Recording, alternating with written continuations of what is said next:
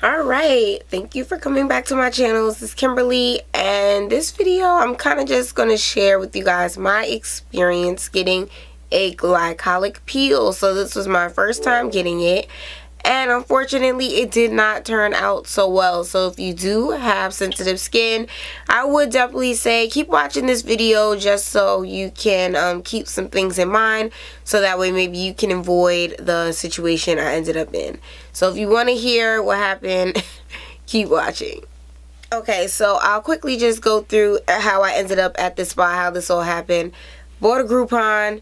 It had 3 options for facial, microdermabrasion, or a peel. I was dead set on microdermabrasion because I had it before and had amazing results. So I went to go get this done. The lady starts cleansing my skin and does the consultation through the glass with the light, analyzing my skin. This spot's dehydrated. This is hyperpigmentation. I see the dark spots you're talking about. And basically she proceeds to tell me that microdermabrasion is not what I need and it's not going to help me. And that what I should get instead is a glycolic peel. And then I told her, I have really, very sensitive skin.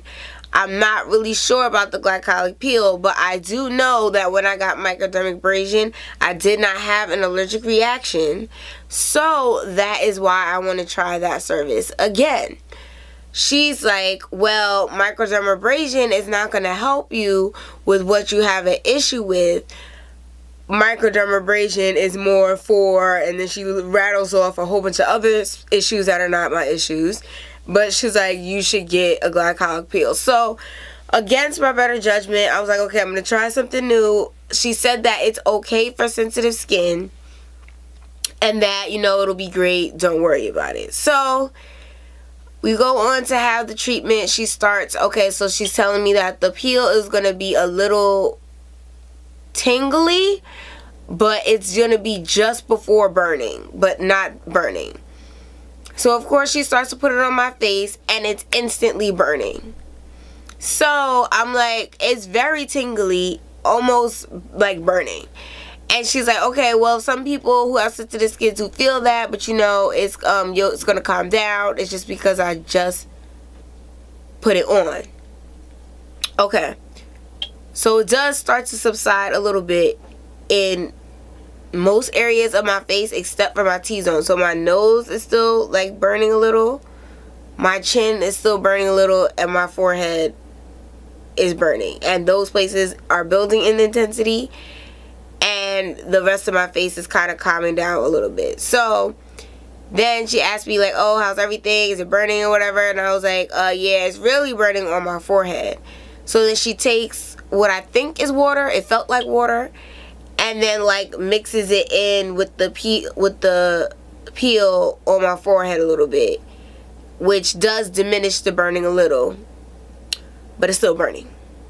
So then she washes it off with, I guess it's like a deactivator, I'm assuming, and took off the peel, and now the peel is off of my face, and my forehead's still burning. So then I told her, I was like, oh, okay, she's like, yeah, I wiped it off, I removed everything. I'm like, well, my forehead's still burning. So then she took more cleanser or remover or activator, because I'm not sure if you just take a peel off with cleanser or if it has like a deactivator, since it's kind of like acid. But that's why I keep saying that. But so then she goes back over my whole face again and then puts a little extra on my forehead. And at this point now my forehead is starting to subside a lot with the burning, with like the burning kind of really stops, but not as quickly as it just stopped for the rest of my face. Like it still has like a little after effect tingling on my forehead. So then she did one last cleanse, got everything off, and then did the sunblock and the moisturizer and all that stuff, and basically told me stay out of direct sunlight, no makeup, and no exfoliating for 5 days. So basically there was no sun outside, so for the next couple of days, I mean, it's like February, it's kind of dreary outside anyway, so I was not in the direct sun. I work inside, so I mostly was inside, and then I did not exfoliate for the whole 5 days. But the next day when I went home, I well, I went home afterward, but the next day is when I realized I had scabs all over my forehead. So I kind of thought it was because I do have like moles. So at first I thought like, oh, is it like new moles and they're just only on my forehead? But then I'm looking at it and kind of, now I have to investigate. So I'm like poking and taking my nail and like scratching at it a little bit. And then I realized there's little scabs all over my forehead. So some of it was kind of like close to my hairline, like here. Then I had some that was like right here and some here. And I was just like, so the reason why my forehead was tingling so much with the peel is because it was literally burning. It was literally burning. And she told me before she did the peel that this was a glycolic peel. It was like some single digit amount of glycolic acid. I think it was like 5% or like 4%. It wasn't a large number or something that it would be like, whoa, 50%? Oh my gosh. Like, no, it was a very small amount of actual glycolic acid. So, and also because of her advice, I was just thinking it can't be that strong. It's not that bad. Even though I have sensitive skin, it's going to work out. But scabs all over my forehead. Over time, they did start to heal and fall off. But then, when scabs heal, well, for my skin anyway, it leaves like a little pinkish brown. It's not the exact tone of my real skin tone. So now I got all these pink spots all over my forehead.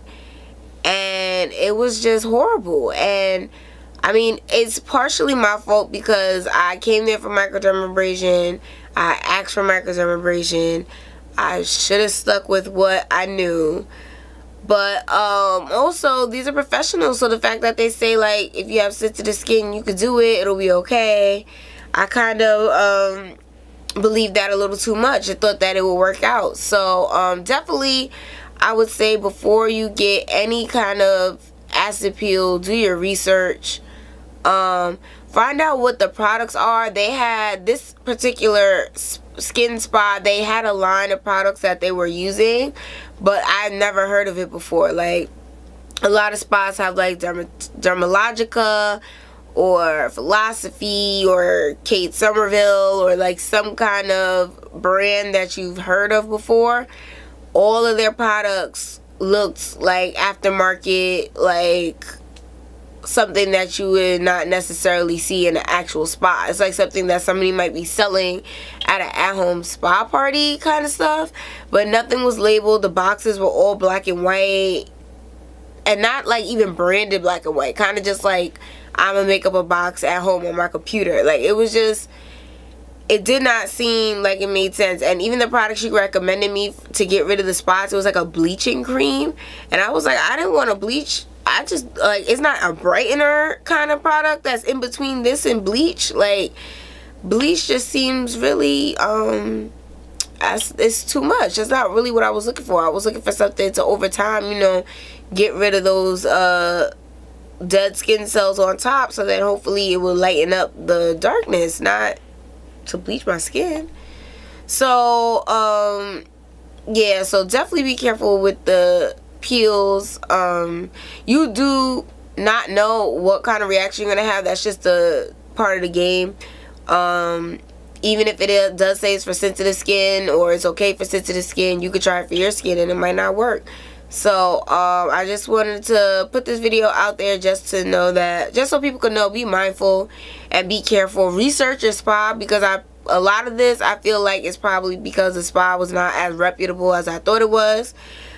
And basically also check for the equipment and what the room looks like and all this kind of stuff, because now that I'm thinking back, they didn't even have the microdermabrasion machine in the room. So I'm not even sure if they even offered it or really have it, but did she not have access to it, which is why she was pushing the peel, even though it might have not really been what was best for my skin. So if you can, try to go someplace where you like can either build a reputation, build a repertoire with the people, try to figure out what you want first and then go get something else. Get a regular facial first, see how they do that, and then decide whether or not you want to go get the peel. because it's definitely not something to be taken lightly, and do not do it before any kind of major event. Because thankfully I was just relaxing, and I did it over a time when I could just kind of fall back and put my swoop in the front and not really have to worry about too much looking a certain way. But had I done that and then wanted to take pictures and do a photo shoot, or I even didn't make any YouTube videos because my skin was looking crazy, I would have been really upset. So definitely be careful with the peels, and make sure you're seeing a professional, and talk to your dermatologist about it. They might be able to give you some insight before you get these things done. Alright, thank you so much for watching my story time, my first glycolic peel video. I don't want to scare anyone off from getting these kinds of services. It's just that you really gotta be careful and do your research. So thank you so much for watching. I hope this was helpful, and have a great day.